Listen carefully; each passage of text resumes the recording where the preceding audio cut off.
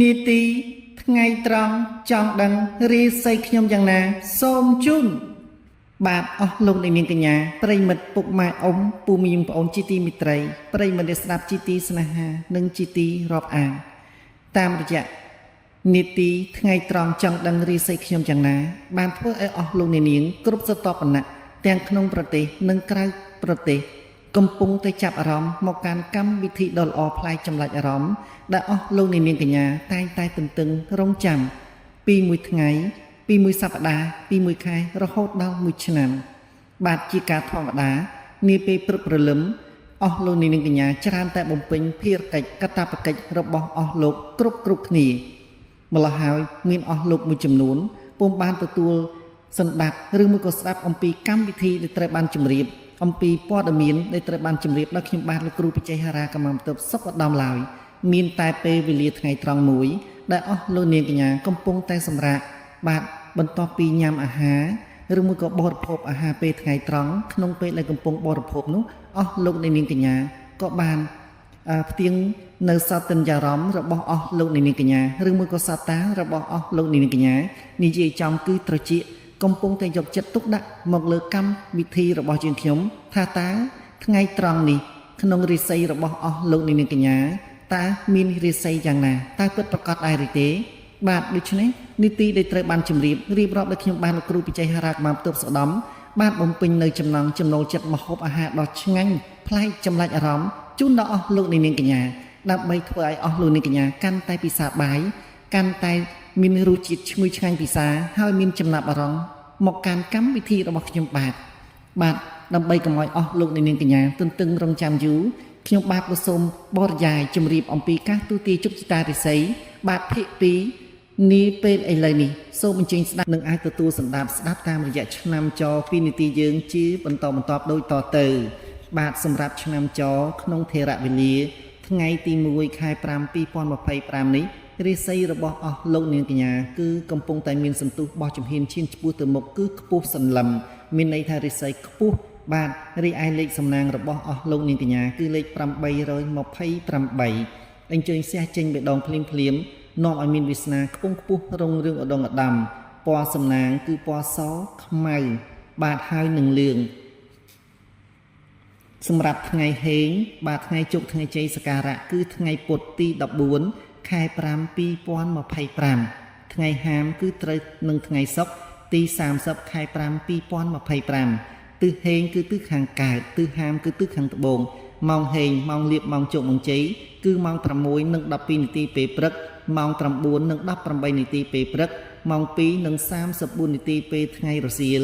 ម៉ោង4:05នាទីពេលថ្ងៃរសៀលម៉ោង9:27នាទីពេលយប់ម៉ោង11:34នាទីពេលយប់ម៉ោង1:08នាទីពេលជាងពាក់កណ្ដាលអាធ្រាត្រម៉ោងហាមម៉ោង4:24នាទីពេលព្រឹកម៉ោង7:30នាទីពេលព្រឹកម៉ោង12:28នាទីពេលជាងពាក់កណ្ដាលថ្ងៃត្រង់ម៉ោង2:08នាទីពេលថ្ងៃរសៀលម៉ោង8:11នាទីពេលយប់ម៉ោង10:10នាទីពេលយប់ម៉ោង12:19នាទីពេលជាងពាក់កណ្ដាលអាធ្រាត្រសូមជម្រាបឆ្នាំចឆុងជាមួយឆ្នាំមមែកោបជាមួយនឹងវោកអនុញ្ញាតឲ្យអស់លោកនាងកញ្ញាដែលកើតឆ្នាំចអញ្ជើញចូលរួមបានគ្រប់កម្មវិធីបាទដើម្បីបញ្ជាក់ជូនដល់អស់លោកនាងកញ្ញាម្ដងទៀតឆ្នាំចគឺក្នុងខែ1ក្នុងថ្ងៃទី1ខែឧសភាគឺខែ5 2025រាសីរបស់អស់លោកនាងកញ្ញាគឺមានរាសីខ្ពស់ចូលបន្តកិច្ចប្រឹងប្រែងខិតខំបាទដើម្បីឲ្យមានគោលដៅនៃជីវិតឲ្យបានកាន់តែល្អប្រសើរបាទមានតែបំពេញចំណេះជំនាញសមត្ថភាពនិងបទពិសោធន៍ហើយបំពេញនៅចិត្តជាទេវតាមាត់ជាទេវតានោះវាសនាដ៏ល្អផូរផង់របស់ឆ្នាំចនឹងធ្វើឲ្យកាន់តែសក្តិភាពរបស់ជំហានឈានឆ្ពោះទៅមុខបាទជាបន្ទាប់មកទៀតនេះសម្រាប់ការអញ្ជើញទូទីជោគជតារិស័យនិងសម្ដាប់2នាទីរបស់យើងខ្ញុំនឹងអាចទទួលសម្ដាប់ស្ដាប់តាមរយៈឆ្នាំច2នាទីយើងជាបន្តបន្ទាប់ដូចតទៅបាទសម្រាប់ឆ្នាំចក្នុងថេរវេលាថ្ងៃទី1ខែ5 2025នេះរិស័យរបស់អស់លោកនាងកញ្ញាគឺកំពុងតែមានសន្ទុះបោះជំហានឈានឆ្ពោះទៅមុខគឺខ្ពស់សន្លឹមមានន័យថារិស័យខ្ពស់បាទរីឯលេខសំណាងរបស់អស់លោកនាងកញ្ញាគឺលេខ828អញ្ជើញសះចេញបេដងភ្លាមនាំឲ្យមានវាសនាខ្ពង់ខ្ពស់រុងរឿងឧត្តមឧត្តមពណ៌សំណាងគឺពណ៌សខ្មៅ បាទហើយនឹងលឿងសម្រាប់ថ្ងៃហេងបាទថ្ងៃជោគថ្ងៃជ័យសក្ការៈគឺថ្ងៃពុធទី14ខែ5 2025ថ្ងៃហាមគឺត្រូវនឹងថ្ងៃសុក្រទី30ខែ5 2025ទិសហេងគឺទិសខាងកើតទិសហាមគឺទិសខាងត្បូងម៉ោងហេងម៉ោងលៀបម៉ោងជោគម៉ោងជ័យគឺម៉ោង6:12នាទីពេលព្រឹកម៉ោង9:18នាទីពេលព្រឹកម៉ោង2:34នាទីពេលថ្ងៃរសៀលម៉ោង4:05នាទីពេលថ្ងៃរសៀលម៉ោង9:27នាទីពេលយប់ម៉ោង11:34នាទីពេលយប់ម៉ោង1:08នាទីពេលជាងពាក់កណ្ដាលអាធ្រាត្រម៉ោងហាមម៉ោង4:24នាទីពេលព្រឹកម៉ោង7:30នាទីពេលព្រឹកម៉ោង12:28នាទីពេលជាងពាក់កណ្ដាលថ្ងៃត្រង់ម៉ោង2:08នាទីពេលថ្ងៃរសៀលម៉ោង8:11នាទីពេលយប់ម៉ោង10:10នាទីពេលយប់ម៉ោង12:19នាទីពេលជាងពាក់កណ្ដាលអាធ្រាត្រសូមជម្រាបឆ្នាំចឆុងជាមួយឆ្នាំមមែកបជាមួយនឹងវកអនុញ្ញាតឲ្យអស់លោកនាងកញ្ញាដែលកើតឆ្នាំចអញ្ជើញចូលរួមបានគ្រប់កម្មវិធីបាទដើម្បីបញ្ជាក់ជូនដល់អស់លោកនាងកញ្ញាម្ដងទៀតឆ្នាំចគឺក្នុងខែ1ក្នុងថ្ងៃទី1ខែឧសភាគឺខែ5 2025រាសីរបស់អស់លោកនាងកញ្ញាគឺមានរាសីខ្ពស់ចូលបន្តកិច្ចប្រឹងប្រែងខិតខំបាទដើម្បីឲ្យមានគោលដៅនៃជីវិតឲ្យបានកាន់តែល្អប្រសើរបាទមានតែបំពេញចំណេះជំនាញសមត្ថភាពនិងបទពិសោធន៍ហើយបំពេញនៅចិត្តជាទេវតាមាត់ជាទេវតានោះវាសនាដ៏ល្អផូរផង់របស់ឆ្នាំចនឹងធ្វើឲ្យកាន់តែសក្តិភាពរបស់ជំហានឈានឆ្ពោះទៅមុខបាទជាបន្ទាប់មកទៀតនេះសម្រាប់ការអញ្ជើញទូទីជោគជតារាសីនឹងសម្ដាប់នឹងអាចទទួលសម្ដាប់ស្ដាប់តាមរយៈឆ្នាំច2នាទីយើងជាបន្តបន្ទាប់ដូចតទៅបាទសម្រាប់ឆ្នាំចក្នុងថេរវេលាថ្ងៃទី1ខែ5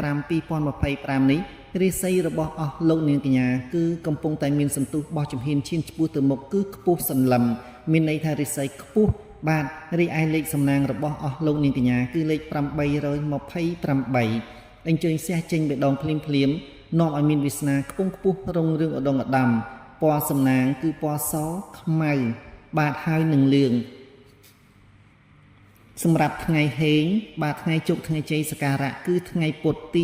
14ខែ5 2025ថ្ងៃហាមគឺត្រូវនឹងថ្ងៃសុក្រទី30ខែ5 2025ទិសហេងគឺទិសខាងកើតទិសហាមគឺទិសខាងត្បូងម៉ោងហេងម៉ោងលៀបម៉ោងជោគម៉ោងជ័យគឺម៉ោង6:12នាទីពេលព្រឹកម៉ោង9:18នាទីពេលព្រឹកម៉ោង2:34នាទីពេលថ្ងៃរសៀលម៉ោង4:05នាទីពេលថ្ងៃរសៀលម៉ោង9:27នាទីពេលយប់ម៉ោង11:34នាទីពេលយប់ម៉ោង1:08នាទីពេលជាងពាក់កណ្ដាលអាធ្រាត្រម៉ោងហាមម៉ោង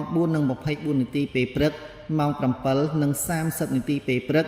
ម៉ោង12:28នាទីពេលជាងពាក់កណ្ដាលថ្ងៃត្រង់ម៉ោង2:08នាទីពេលថ្ងៃរសៀលម៉ោង8:11នាទីពេលយប់ម៉ោង10:10នាទីពេលយប់ម៉ោង